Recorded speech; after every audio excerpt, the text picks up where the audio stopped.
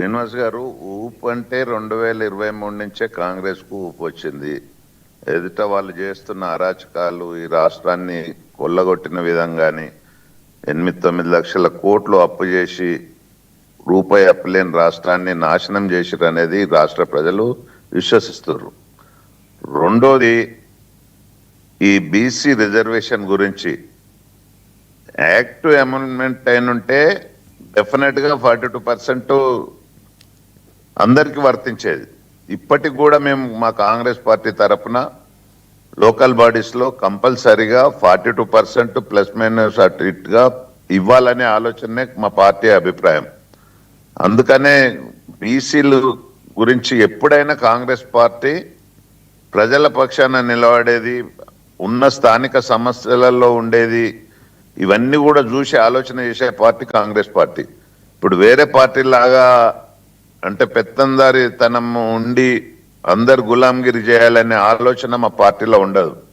మీరు చూస్తున్నారు అన్ని విషయాల్లో, అటు మంత్రులు కానీ ఎమ్మెల్యేలు కానీ ఎవరైనా అందరినీ కలుపుకొని పోవాలనే ఉద్దేశంతో మా కాంగ్రెస్ పార్టీలో ఉంటుంది. కాబట్టి ఈ లోకల్ బాడీస్ లో డెఫినెట్ గా మా ముఖ్యమంత్రి గారు మాట ఇచ్చిన ప్రకారం పూర్తిగా ఫుల్ఫిల్ చేస్తాడు.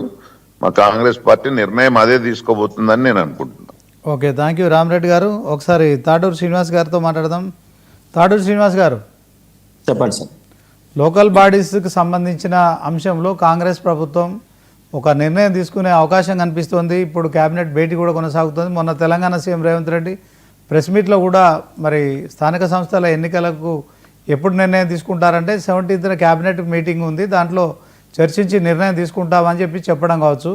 సో మొత్తానికి కేబినెట్ కూడా మరి స్థానిక సంస్థల ఎన్నికలకు అంటే 1వ తారీఖు నుంచి 9వ తారీఖు వరకు ప్రజాపాలన దినోత్సవాలు నిర్వహించి 9 తర్వాత మరి ఎన్నికల షెడ్యూల్ విడుదల చేసే అవకాశం ఉన్నట్టు తెలుస్తోంది. సో మొత్తానికి బీజేపీ పార్టీ లోకల్ బాడీస్ ఎన్నికలకు సిద్ధంగా ఉందని చెప్పుకోవచ్చా?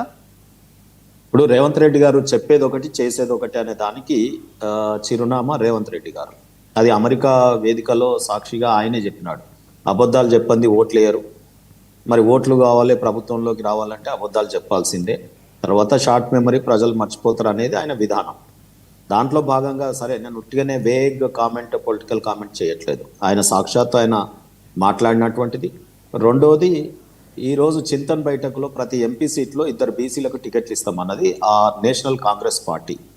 కానీ తర్వాత ఎన్నికలలో ఏమైంది, ప్రతి ఎంపీ కాన్స్టిట్యున్సీలో 2 సీట్లు కాదు కదా, ఒకటి కూడా ఇవ్వలేనటువంటి పరిస్థితి.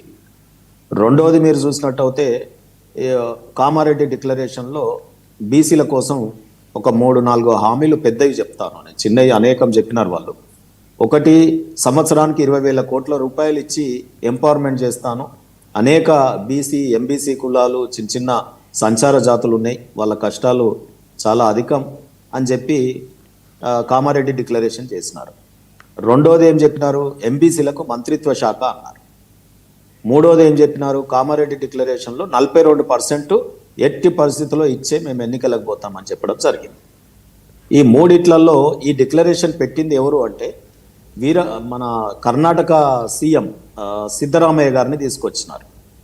కానీ ఆయన ఎవరు అంటే ఇదే బీసీల యొక్క కమిషన్ నివేదికని బుట్టదాఖలు చేసి 100 కోట్ల రూపాయలు వృధా చేసిన ముఖ్యమంత్రి. రెండోసారి మళ్ళీ బీసీ కమిషన్ మన ఒక కమిషన్ వేసి బీసీల యొక్క స్థితిగతుల్ని సర్వే చేయడానికి మళ్ళీ పూనుకున్నారు. ఏమనంటే రాహుల్ గాంధీ గారి ఆదేశం మేము పాటించామని చెప్తారు తప్ప వీరికి చిత్తశుద్ధి లేదు. ఆ ముఖ్యమంత్రి వచ్చి ఇక్కడ కామారెడ్డి డిక్లరేషన్ పెట్టినప్పుడే మేము అనుకున్నాం ఇది అబద్ధాల పుట్ట, దీన్ని చేయడం అనేది కుదరదు అని చెప్పి అనుకున్నాం.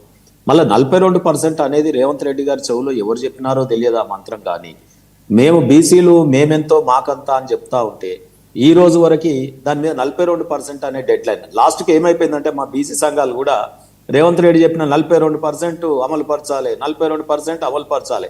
ఎక్కడ పోయిందో 60% ఉన్న బీసీలు 60%గా ఇది రకంగా ఉండాలి అని చెప్పి కోరుకున్న వాళ్ళు ఈరోజు ఆ రకంగా నినాదం ఎత్తుకున్నారు.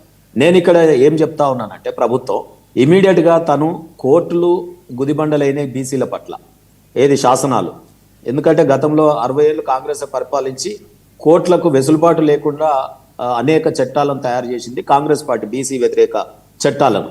అందుకే తీర్పులు ఈ రకంగా వస్తూ ఉన్నాయి. అది చేయడమే కాకుండా ఈరోజు నేను అడుగుతున్నది ఏంటంటే, కోర్టులు అడ్డం పడినటువంటి సమస్యలు ఉన్నాయి. సంవత్సరానికి 20,000 కోట్ల రూపాయలు నీ చేతిలోనే ఉంది, అమలుపరచు, చిత్తశుద్ధి నిరూపించుకో. నీ చేతిలోనే నామినేటెడ్ పోస్టులు ఉన్నాయి, కార్పొరేషన్ చైర్మన్లు కావచ్చు, తదితర పోస్టులు కావచ్చు. మరి వాటిని అమలుపరచవచ్చు కదా. ఒకే కులానికి, ఒకే సామాజిక వర్గానికి ఇవ్వడం న్యాయమా? ఏదన్నా నిజంగా వీళ్ళు ప్రమాణ స్వీకారం చేస్తారు, ఎటువంటి నాకు కులం కానీ, మతం కానీ, సొంతం కానీ, స్వలాభం కానీ ఏమీ లేదన్నట్టు. కానీ తన సొంత కులానికే మొత్తం 100 నామినేషన్ చైర్మన్ లాంటి మినిస్టర్స్ పదవులకి ఈక్వలంటీ. దాని సాక్ష్యాలతో సహా చెప్పమంటే కాంగ్రెస్ వారికి చెప్తాను నేను. మూడవది, ఈ రోజు నేను ఒకటే అడుగుతున్నాను సార్, ప్రజాస్వామ్యానికి దేవాలయం, అసెంబ్లీ.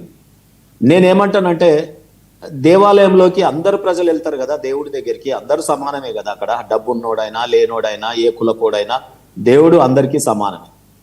మరి అటువంటి ప్రజాస్వామ్య దేవాలయం అసెంబ్లీలో 2-3 కులాలకు చెందిన వారే ఉంటే అది 2-3 కులాల కుల సంఘ భవనం అవుతుందా, ప్రజాస్వామ్యానికి దేవాలయం అవుతుందా? ఈ రోజు వరకు చట్టసభలో అడుగు చూడనటువంటి కులాలు, ఒక సర్పంచ్ కానటువంటి కులాలు, ఇవాళ అనేకము వీరి జీవన స్థితిగతుల్లో ఇవాళ రేవంత్ రెడ్డి గారికి వారు పుట్టినప్పుడు మంగళామే సేవ చేయలేదా గైనకాలజీ డాక్టర్గా? ఆయన పుట్టినప్పుడు మురికి పట్టలు పిండియలేదా వాళ్ళ ఇంటి చాకలి వాళ్ళు? ఆయనకు కడపను అందియలేదా విశ్వకర్మలు ఆయన ఇంటికి? వాళ్ళు పెళ్లిళ్ళు చేసుకున్నప్పుడు మంగళసూత్రాలు అందియలేరా నా హౌస్లన్నలు? ఆయన చనిపోయినప్పుడు కాటికాపరి వాళ్ళ దాంట్లో ఎవరైనా వృద్ధులు కానీ దురదృష్టవశాత్తు చనిపోయిన వాళ్ళకి సావులు కాటికాపరి చేయరా? వాళ్ళు రావద్దా అసెంబ్లీలోకి? నేను ఏమంటున్నానంటే, ఈరోజు అనేక కులాలు వర్ణించడానికి ఏముందండి. ఇప్పుడు మేదర్ వాళ్ళు ఉన్నారు, పూసల వాళ్ళు ఉన్నారు. వరి పొలాలలోకి చింపిరి నెత్తులతో పోకుండా పూసలమ్మలు కడుపులో ఇది సంకల బిడ్డను పెట్టుకొని నెత్తిల గంపను పెట్టుకొని వచ్చి అరిష్టం అవుతుందని చెప్పి పరుగున మబ్బుల్నే వచ్చి ఈర్పె